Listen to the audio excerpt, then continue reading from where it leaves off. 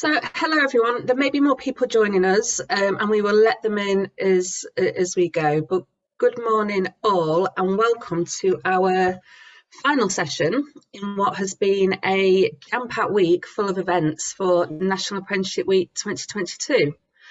In today's session, it will be a brief session, but we thought it might be fitting to summarise the week and give another opportunity for questions if people have any. So if there are any, please just add to the chat.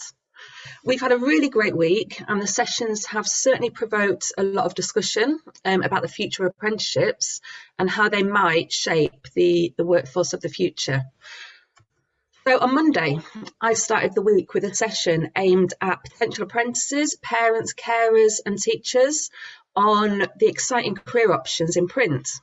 In this session, we covered what is print, the careers that are available in our thriving industry, from the technical roles to the more business type roles. We looked at why an apprenticeship and the benefits that an apprenticeship can offer over more academic routes. We also looked at why an apprenticeship with BPIF. We closed with an apprenticeship panel session. Excuse me. We closed with an apprenticeship panel session, and I'd like to take this opportunity to thank again the apprentices involved. So Ben Townsend, Victoria Ryan, Cody Pearson and Nikki Cook, all at different stages of their apprenticeship journey, and they all talk with passion about the thriving industry, which is print, and the opportunities they've had as a result of their apprenticeship. Not only did they take the opportunity to talk about the progression routes they had, but they talked really about the confidence they've built up by undertaking an apprenticeship, a key aspect of a work-based qualification, and really building on them transferable skills that will see their careers progress further. We look forward to seeing more from this inspirational group and all of our other apprentices. And if the rumours are to be believed, once you're in print, you're in for a lifetime. So we look forward to seeing a long career. On Tuesday, Max Walkington hosted a session aimed to support employers with really understanding how apprenticeships are funded, as well as how to maximise apprenticeship funding. He discussed who pays what, so whether you're a levy payer or a non-apprenticeship levy payer. He discussed apprenticeship incentives, I'll take this time to say that there is still time to take advantage of apprenticeship incentives.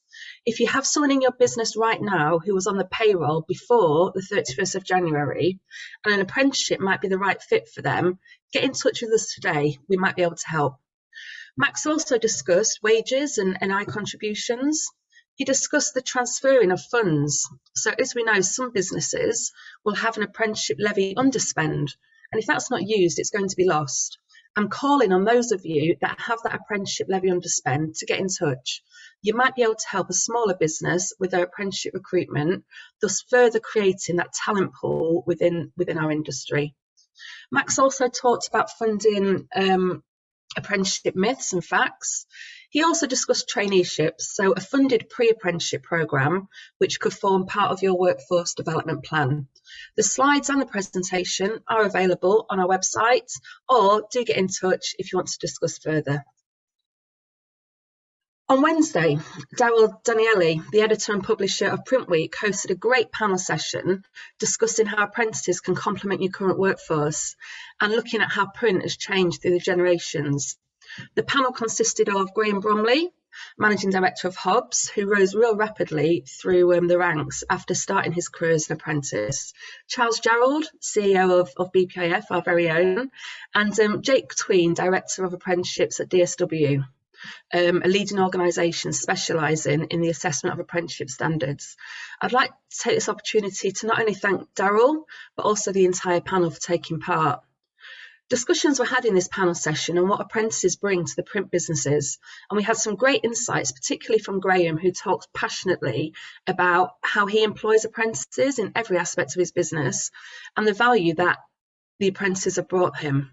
It's great to hear that apprenticeships have always been and will always be part of their workforce development plans. The panel also highlighted the age-old problem of how to get the exposure the print industry needs in schools and colleges to attract young people in our industry. A little bit more on this later. It was a really fantastic discussion, which could have gone on far longer than the hour that we had planned. I would implore everyone to give the session a listen. Yesterday, Aramada held a session on apprenticeship recruitment and vacancies, looking at how to ensure that your vacancy is attracting highly motivated young people.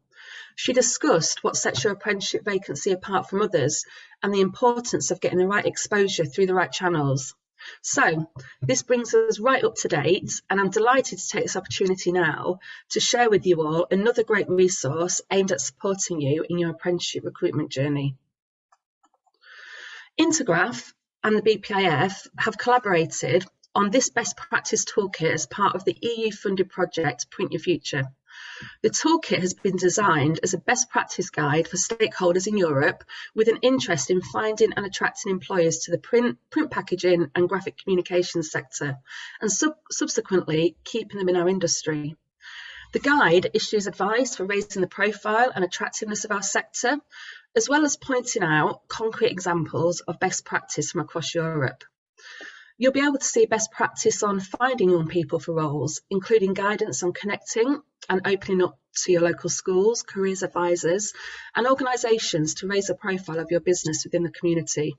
Building these relationships is also a way in for recruitment promotion and raising the industry as a whole. The guide also looks at attracting our next generation with a key focus on raising the profile of your organisation, really shouting about your company, whether this is on social media channels or potentially reviewing marketing activity to look at how you position your business as a place where people want to come and work.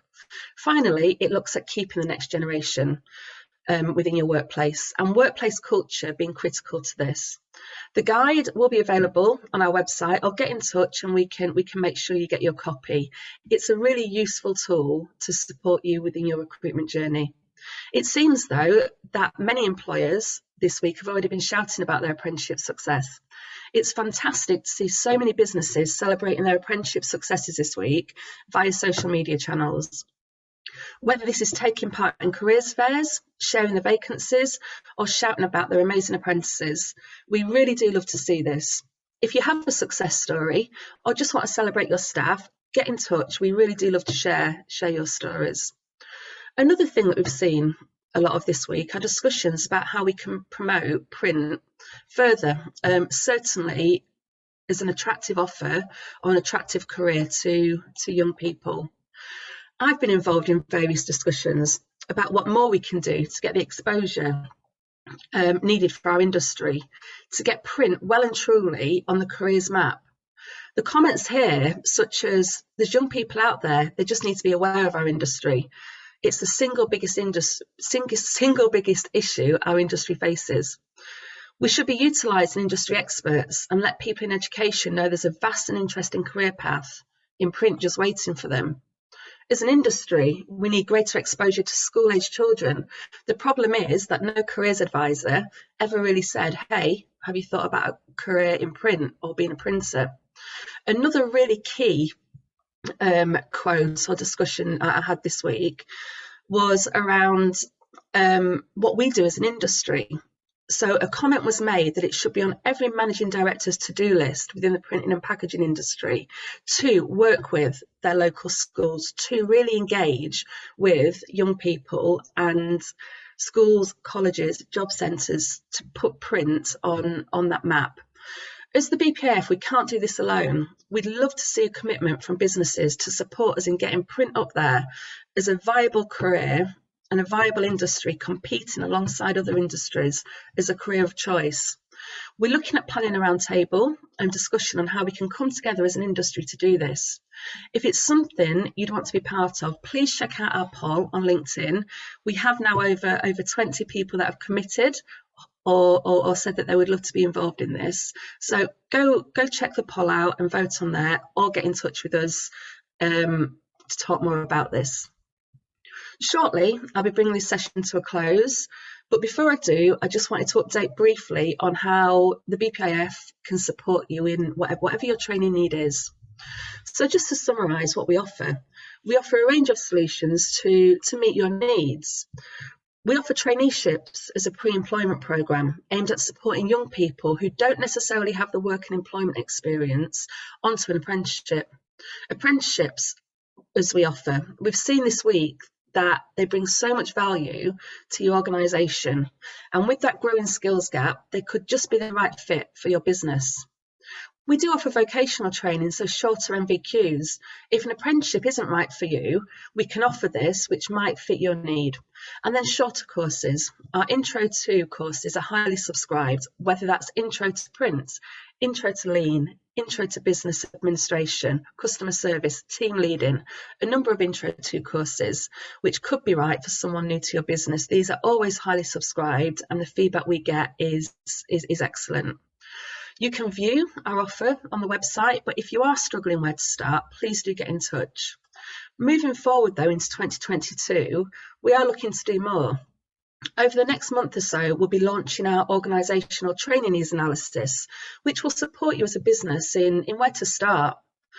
We'll be investing in a learner recruitment function, something which will really help support in matching candidates to your organisation, suitable candidates. We will pre-screen, we will pre-interview to make sure that you are getting the right person for your organisation.